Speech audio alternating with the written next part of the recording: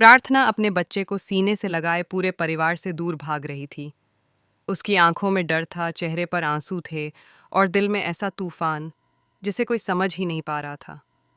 कोई कह रहा था कि वह घर छोड़कर जा रही है, तो कोई फुसफुसा रहा था कि वह अपनी जिंदगी खत्म करने जैसा खतरनाक कदम उठाने वाली है। लेकिन आखिर ऐसी कौन सी सच्चाई थी जिसने उसे इस मोड़ पर लाकर खड़ा कर दिया? अंश जब उसे घायल हालत में अस्पताल लेकर पहुंचता है तो उसके हाथ कांप रहे होते हैं। उसकी आवाज़ भर्रा जाती है। वह खुद को दोष दे रहा है कि आखिर वह प्रार्थना के दिल का दर्द क्यों नहीं समझ पाया। पीछे पीछे अनुपमा भी अस्पताल पहुंचती है, क्योंकि उसने अपनी आंखों से वह पल देखा था जब प्रार्थना बच्ची को लेकर बालकनी की रेलिंग पर खड़ी थी। वह दृश्य अनुपमा के दिल को झकझोर देता है। उसे अपना अतीत याद आ जाता है, जब उसने भी अकेलेपन, तानों और अपमान के बीच खुद को संभाला था।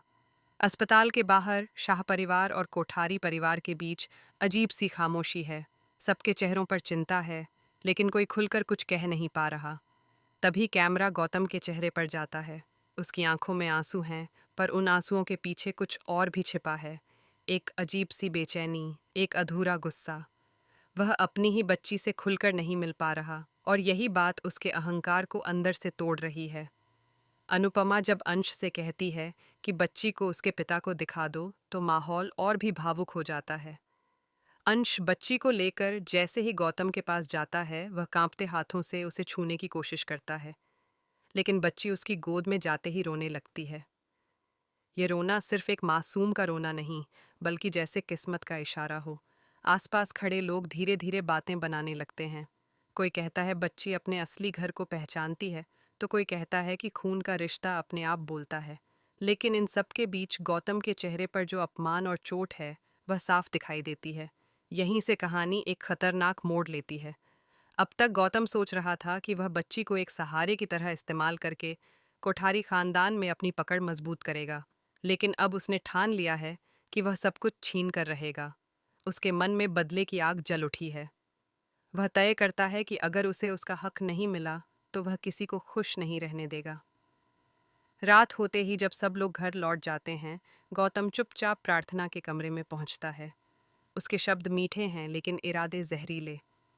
वह प्रार्थना को याद दिलाता है उसके पुराने राज, उसकी कमजोरियां और वह वीडियो जिसे देखकर कोई भी उसकी छवि पर सवाल उठा सकता है।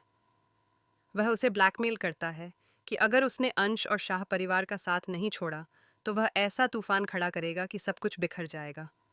प्रार्थना अंदर से टूट जाती है। वह अंश से प्यार करती है। वह उसके साथ नई जिंदगी शुरू करना चाहती है। लेकिन उसे डर है कि अगर वह गौतम के खिलाफ गई, तो वह सिर्फ उसे ही नहीं, उसकी बच्ची को भी नुकसान पहुंचा सकता है।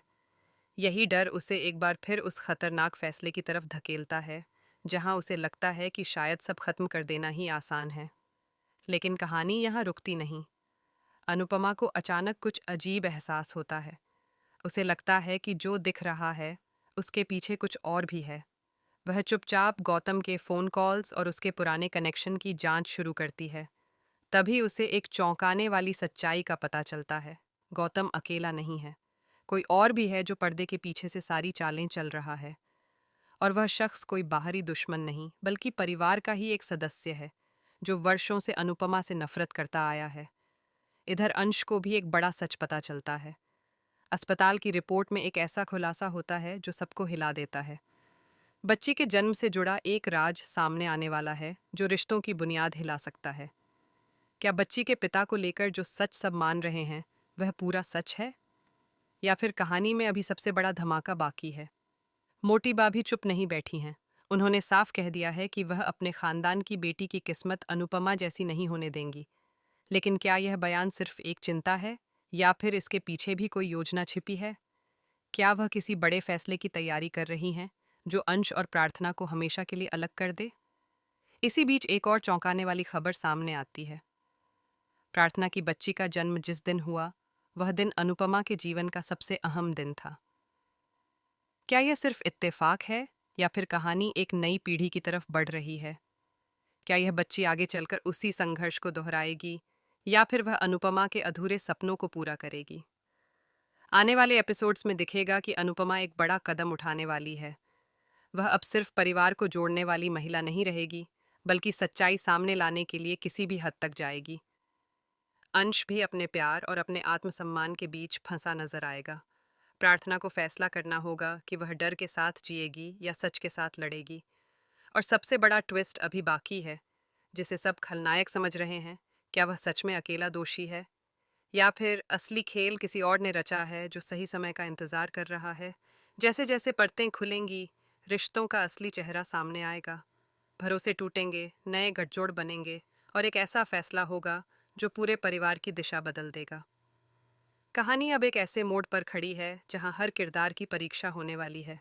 प्यार, विश्वास, बदला और सच, इन सबके बीच कौन जीतेगा और कौन हारेगा, यह देखने के लिए दर्शकों को आने वाले एपिसोड्स का इंतजार करना होगा। इतना तय है कि जो सामने आएगा वह किसी ने सोचा भी नहीं होगा, और यही इस कहानी का सबसे बड़ा धमाका होगा।